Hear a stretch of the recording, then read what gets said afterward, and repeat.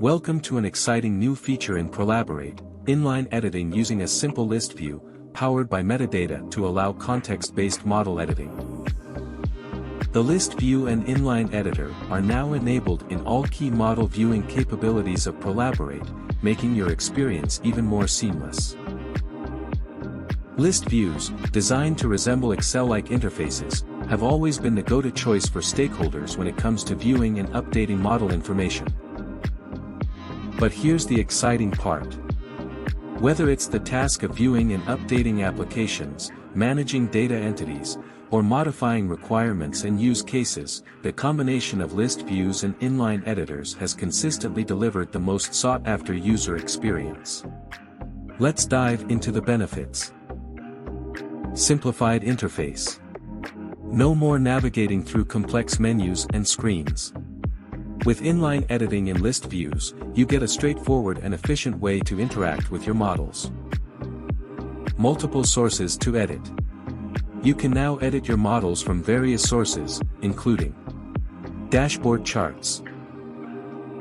Visualize your data and make quick edits directly from the charts. Dashboard reports. Access detailed reports and make updates effortlessly. Overview page. Get a bird's-eye view of your model and make changes right there. So, what's coming next, you ask? We're not stopping here. We're continually improving Prolaborate to enhance your modeling experience. Create architectural artifacts from editor. Easily add new elements to your model with just a few clicks.